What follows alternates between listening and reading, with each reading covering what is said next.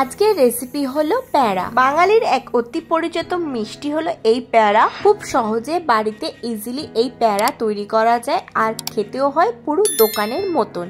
By the way, আমি মৌ, আপনাদের সকলকে আমার চ্যানেলে স্বাগত। এই শ্রাবণ মাসে শনিবার, বড় ঠাকুরের বারে বা সোমবার শিবের বারে বাড়িতেই খুব সহজে প্যাঁড়া তৈরি করে ভগবানকে অর্পণ করুন আর নিজেরাও ট্রাই করুন। প্যাঁড়া তৈরি করার জন্য আমি প্রথমে একটা পাত্র নিয়ে নিয়েছি, তাতে আমি নিয়ে নিচ্ছি সামান্য পরিমাণে জল। এবার এতে আমি দিয়ে দিচ্ছি দুধ। আমি এখানে 1 লিটার দুধ ব্যবহার করেছি। আমি প্যাকেটের যে দুধ হয় সেই দুধের প্যাকেট দুটো ব্যবহার করেছি। এখানে আমি আলাদা করে কোনো জল মেশাবো না, কিন্তু শুধু দুধ যদি আমি পাত্রতে দিতাম তাহলে দুধটা তলায় লেগে যেতে পারতো। তাই প্রথমে আমি দুধটাকে নিয়ে নিচ্ছি। এবার দুধটাকে আমি খুব ভালোভাবে ফুটিয়ে ফুটিয়ে জাল দিয়ে অর্ধেক করে নেব। আপনি যদি আমার চ্যানেলে নতুন হন তাহলে দয়া করে আমার চ্যানেলটি সাবস্ক্রাইব করে নেবেন ও পাশে থাকা বেল আইকনটি অবশ্যই প্রেস করে দেবেন। আমার চ্যানেলে আরও অনেক মিষ্টির রেসিপি রয়েছে, আপনারা চাইলে সেই ভিডিওগুলোও দেখতে পারেন। তার লিঙ্কও আমি ডেসক্রিপশানে দিয়ে দেবো। দুধটাকে আমি খুব ভালোভাবে ফুটিয়ে ফুটিয়ে অর্ধেক করে নিচ্ছি। গ্যাসের ফ্লেম কখনো হাই করে বা কখনো কম করে অর্ধেক করে নিচ্ছি। দেখুন দুধটা অলমোস্ট অর্ধেকের কম হয়ে গিয়েছে। প্রসঙ্গত বলে রাখি, আমি খুন্তি বা স্প্যাচুলা কন্টিনিউয়াসলি নাড়াচ্ছি। দুধটা যখন অর্ধেকের অনেক কমে যাবে তখন আমি এতে দিয়ে দেবো পরিমাণ মতন চিনি।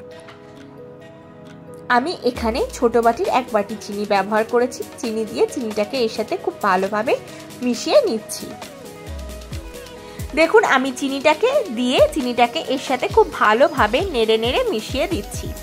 চিনিটা পুরোপুরি ডিজলভ হয়ে যাওয়া পর্যন্ত আমাদের খুন্তি বা স্প্যাচুলা নাড়াতে হবে। এটাকে ফুটিয়ে ফুটিয়ে একদম গাঢ় করে নিতে হবে। দেখুন আমি ফুটিয়ে ফুটিয়ে একদম গাঢ় করে নিচ্ছি।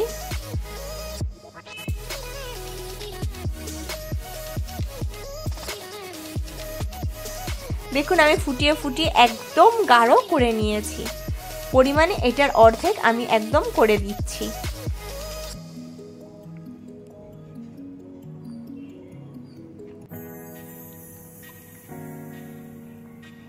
আপনারা অবশ্যই একবার এই পদ্ধতিতে বাড়িতে প্যাঁড়া বানান, বানিয়ে ঠাকুরকে অর্পণ করুন এবং নিজেরা ট্রাই করুন। এটা খুব দুর্দান্ত স্বাদের হয়, পুরো দোকানের মতন। ছোট থেকে বড় সকলে খুব আনন্দ সহকারে খাবে।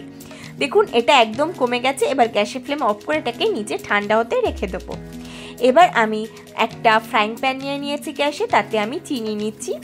চিনিটাকে আমি হালকা করে ক্যারামেলাইজড করে নেব। দেখুন চিনিটা ধীরে ধীরে গলে যাচ্ছে এবং ক্যারামেলাইজড হয়ে যাচ্ছে।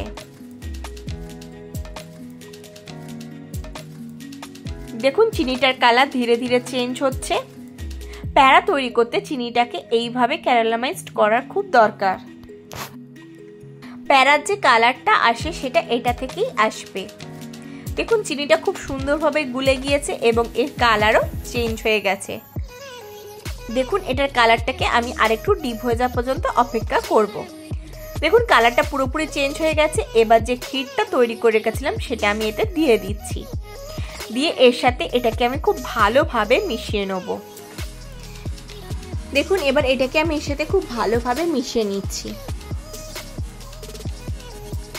এটা মেশাতে থাকলে কিছুক্ষণ পরে দেখবেন কালারটা ধীরে ধীরে চেঞ্জ হতে থাকছে।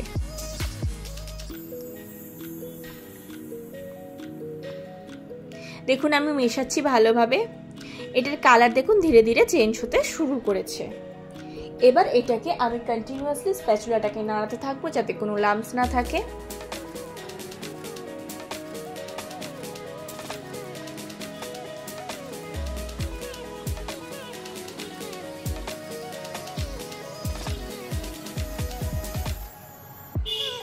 এবার আমি এটা কিছুটা কমে আসলে এটা দিয়ে দেবো গুঁড়ো দুধ। আমি ছোট বাটির 1 বাটি গুঁড়ো দুধ ব্যবহার করেছি। চা চামচের হিসাবে 3 থেকে 4 চামচ আমি গুঁড়ো দুধ ব্যবহার করেছি। গুঁড়ো দুধটাকে এর সাথে খুব ভালোভাবে মিশিয়ে নিচ্ছি। আপনারা এই প্রসেসটা ফলো করে অবশ্যই একবার এই প্যাঁড়া রেসিপিটি ট্রাই করে দেখুন। এটি অপূর্ব সুন্দর খেতে হয়, ছোট থেকে বড় সবাই চেয়ে খাবে। দেখুন আমি খুব ভালোভাবে মিশিয়ে নিয়েছি।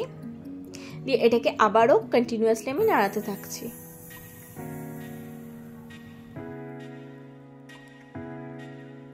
ফ্লেভারের জন্য আমি এতে দিয়ে দেবো এলাচের গুঁড়ো।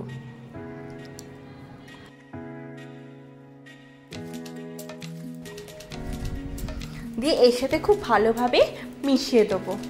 এই এলাচ গুঁড়ো দিলে এই প্যারার স্বাদে খুব সুন্দর একটা এলাচি ফ্লেভার আসবে, যেটা খাওয়ারটাকে আরও বেশি টেস্টি করে তুলবে।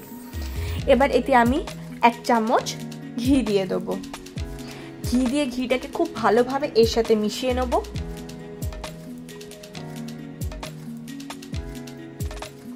দিয়ে এটাকে আমি আরও 3 থেকে 4 মিনিট কন্টিনিউয়াসলি নাড়িয়ে নাড়িয়ে একদম শক্ত ফর্মে নিয়ে আসবো।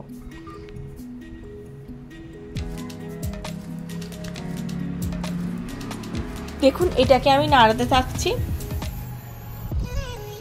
নাড়াতে নাড়াতে এটা একদম টাইট হয়ে গেছে, আঠা আঠা হয়ে গেছে এবং প্রত্যেকটা কড়া থেকে খুব সুন্দরভাবে ছেড়ে আসছে। এবার এটাকে আমি একটা পাত্রে ঢেলে নেব। আমি এটাকে একটা পাত্রে ঢেলে হাত দেওয়া যাবে এইরকম ঠান্ডা করে নিয়েছি, খুব বেশি ঠান্ডা করছি না, তাহলে এতে সেপ দেওয়া যাবে না। এবার হাতে আমি ঘি মাখিয়ে নিয়েছি, এবার ওখান থেকে কিছুটা অংশ কেটে নেব, নিয়ে হাতের সাহায্যে গোল করে নেব। আপনারা দেখুন আমি কিভাবে করছি। দেখুন হাত দিয়ে খুব ভালোভাবে গোল করে নিয়েছি, নিয়ে এবার হাত দিয়ে চেপে দেবো, দিয়ে প্যারার যে চ্যাপটা মতন শেপ হয় সেটাকে করে নেব। এবার বুড়ো আঙুল দিয়ে আমি চেপে দেবো, দিলেই তৈরি হয়ে যাবে আজকে আমাদের রেসিপি প্যারা। এইভাবে আমি সবগুলো তৈরি করব। আপনারা দেখুন ওখান থেকে কিছুটা অংশ কেটে নিয়ে গোল করে নিচ্ছি, নিয়ে হাতে চাপ দিচ্ছি,